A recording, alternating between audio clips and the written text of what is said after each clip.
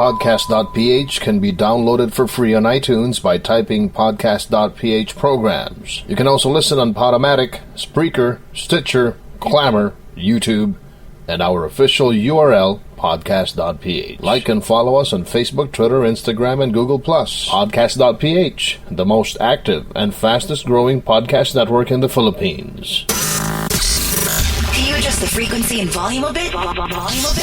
Startups, originators, musika, kultura, the arts, politika, sports, news, technology, crime, tragedy, comedy, lahat ng makabuluhan.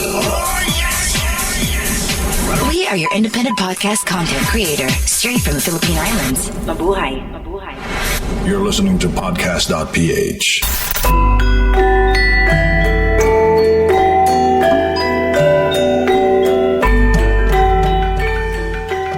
Welcome to another episode of Original Ideas on Podcast.Ph on the ASEAN Podcast Network. My name is Martin Andanar, podcasting from Manila.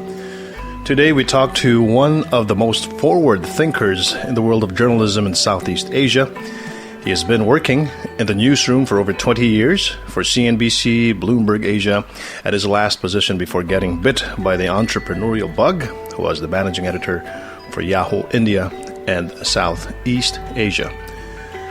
A mainstay guest speaker of journalism conferences around the globe, co-founder of Online News Association in Singapore, and now CEO of his own business, the Splice Newsroom, Mr. Alan Soon. Thank you so much for joining us, Alan. Hey, thanks for the invitation, Martin. I appreciate it. Yes. I'd like to ask you everything about the Splice Room, but before we talk about that, I would like to know more about your background in journalism and your exciting experience in working with CNBC and all of these huge organizations like the Bloomberg, Yahoo. Alan. Hey, you know how Steve Jobs was talking about how, you know, when you look back, the dots all seem to connect, and you can never get them to connect going forward, but looking back, they always seem to connect in some form or other. And you know, it's quite an amazing journey when I look back at the 20 years that I've spent in journalism. I started out as a reporter on radio, moving to TV. I did news wires, did TV again. I did magazine for a short time, and then eventually at Yahoo. You know, it's been an incredible journey when you look back and you realize, you know, I've managed to, fortunately, step into the right places at the right time and in a way build the kind of skills and knowledge that I needed to get me to where I am today with the Splice Newsroom.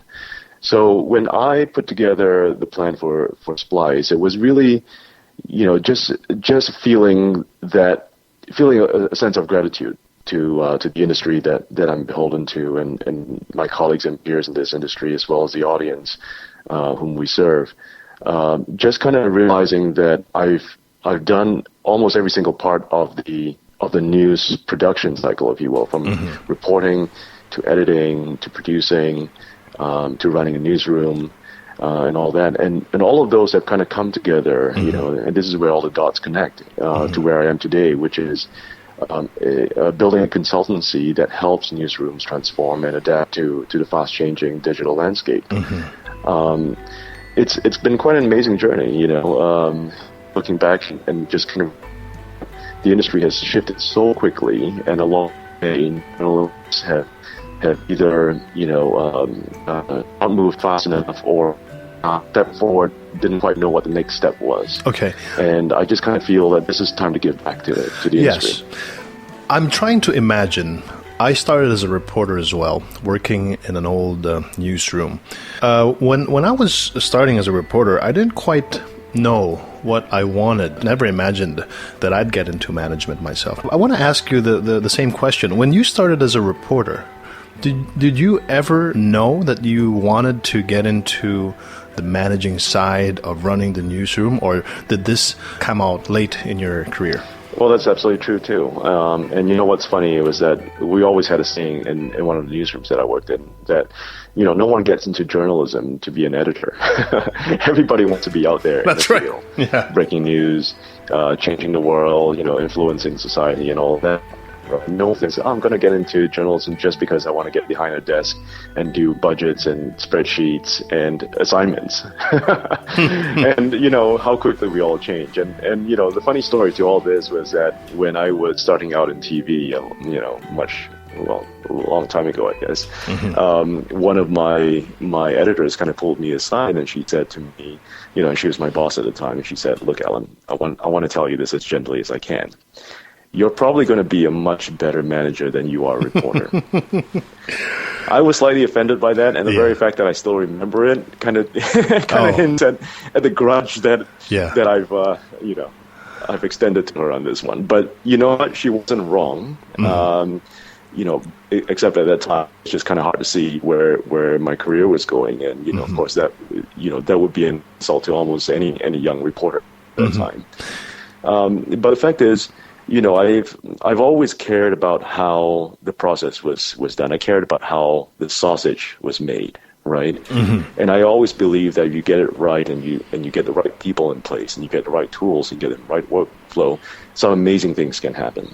And that opportunity kind of evolved and allowed itself to kind of happen further down the line. As you grow in your career as a journalist, at some point, the day-to-day grind will become a little, repetitious, especially if you're doing TV as a TV producer. The stories are interesting, but the way you're telling them, doesn't evolve very much. At least not in that time. And we're talking like pre-social media. What led you to? So naturally, Yes. No, I was just thinking. So from CNBC, Bloomberg Asia, these are big, huge networks in around the world, and prestigious ones as well. And then Yahoo comes in, all the social media and all of this digital journalism.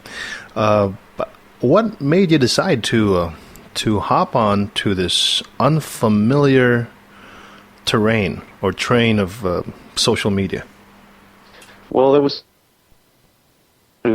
very clear instance in which my mind kind of, I just had that moment where I went, oh my God, things are really changing. And this was when, I'm not sure if you remember the attacks in Mumbai. It must have been 09 or 08, I think.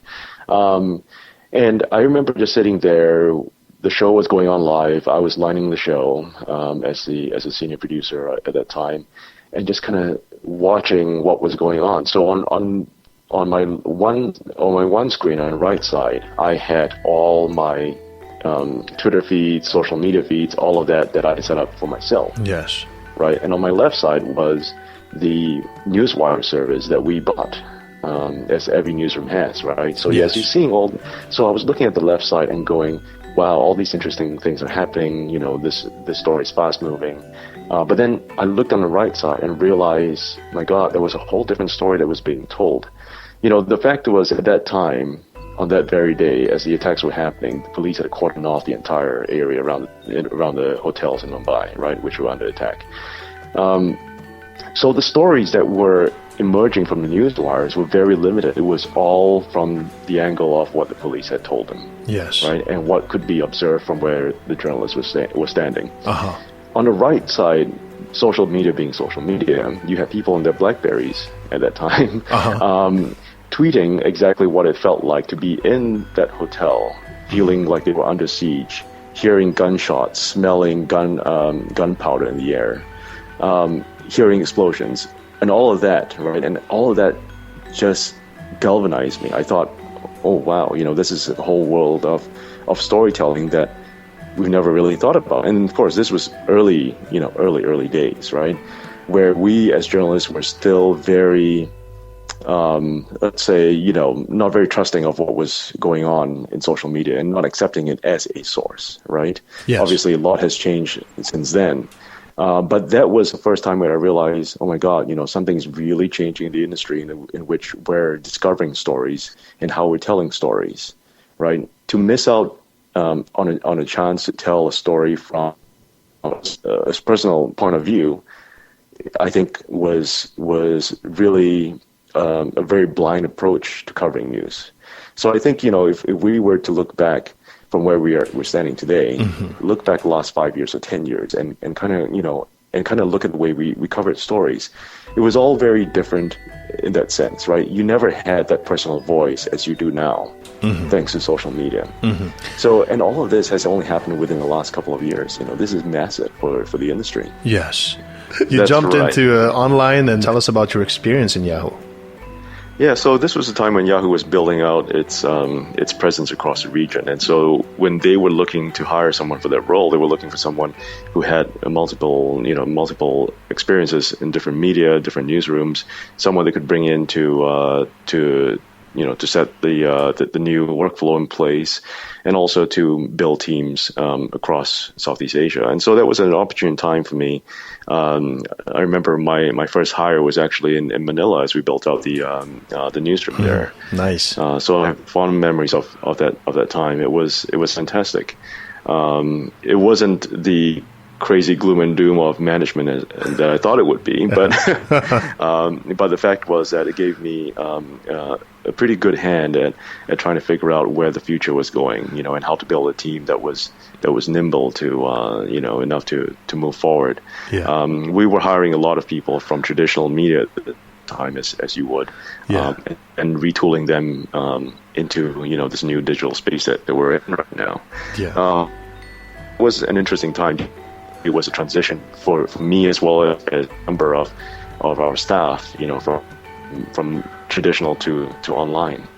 Well, you've made a lot of good decisions, and definitely you've been successful in making Yahoo Philippines the number one news site in the Philippines, beating the traditional broadcasting corporations here. Was that the target? Well, I don't think we woke up and said, hey, we need to go after the broadcasters in the Philippines. We were looking to partner as well in terms of using their content. We wanted to make sure that they had the right kind of tools. We knew that the audience was fast moving away from the traditional means of discovering content to online, right? And so we were just following the trend at the time. Having a successful career in Yahoo, getting all of the things done and trailblazing in a lot of things, especially in the sphere of news delivery online, then you get into a new venture, which is your own company, the Splice Newsroom. What led you to this endeavor? Well, I think, one of the things that I kind of lose sleep over is the fact that the industry isn't evolving fast enough in this region, I think. When I look at the opportunities and the lessons that I've learned at Yahoo about where we're moving in terms of the online space, and I look at the kind of output that we're getting out there to users in terms of content and the way we're producing them, I couldn't help but feel that there was we're lacking that turning point, right? We're still waiting for that pivot in this region that hasn't quite come yet. And it was feeling that this region has a wealth of knowledge in terms of skills that we have in traditional newsrooms that just haven't yet evolved into digital. A lot of it has to do with the way media is organized in this region, but feeling that there was a next step here that needed to be taken sooner than later was something that struck me fairly early on. And I've been toying with this idea for a while now, right? And every time I spoke with our partners in newsrooms, the one glaring fact that always came at me was the fact that they needed to move faster in adopting some of these new technologies, because the audience already has, right? Our audience has already moved on to Facebook and to Twitter and to other social media channels to get their news. So what are we doing as an industry to address that? Right, I was sitting and looking at how all these were changing with the arrival of smartphones and cheap Android phones of less than $50. Suddenly, we had opened up a whole new market that we didn't even really plan for as an industry, and yet we were slow moving, unwilling to take that step in engaging them. And I think, one of the key things that I think newsrooms in this region needs to realize is that when we look at the people who consume our news, we think of them as readers or viewers or listeners, and in a manner that is very passive in a way, right? Yes. We need to shift that thinking toward them being our users, people who use our products, people who use our service, because then we start to ask ourselves, what is the service that we're providing for our customers? And this is a change in mentality that I think is a bit slow to arrive in this region, right? The moment you start to think of your users as real people who come to you for a service, everything changes, right? The fact that with online, with digital, you can track every single metric out there that you want. You know exactly who's reading you, who's listening to you, who's watching you. All these things should compel you as a newsroom or the industry as a whole to realize, oh wow, we've got something going on here. Something new is about to happen. How long do you think can the culture of a newsroom be transformed into a culture of online or all of these new technologies, or changing the mindset of the people writing the news, that the readers or the viewers or the audience, they're not passive? Right. Well, I think evolution in the culture sense is never ending, right? It's something that you as a newsroom should always be promoting. You should always expect none of these things that you're doing today will stay the same 6 months from now or a year from now. Your role, if you're doing it right, and if the industry is growing as fast as it is, your role is changing, every 6 months or so. And I think that's the key starting point for any kind of frame around culture, because I think that's the stuff that's missing today, right? In a traditional newsroom, you are expected to come in every day and do a job with the same level of attention, the same steps that you took yesterday in getting that story out there. When you tell that story, is not going to change for the next 6 months or a year. And that's the stuff that needs to be adjusted, I think. That's where we need to evolve that workflow, just so that there's an expectation that my role today is not going to be the same role as it is tomorrow or 6 months from now. The new tools that will be available to me 6 months from now are going to make my job much easier. And you're going to have machines and algorithms that can help me make decisions, right? And that should free me up to go do the next big thing for the industry, for the users as well. So all of these things are a constant state of evolution, and we need to make sure that we're setting the right tone in our newsrooms that allow for these things to happen. And then this is where your company, Splice Newsroom, comes in to fill that void and bridge the gap and cut the learning curve faster. Exactly. There are basically four aspects that we're looking at as part of the consultancy, right?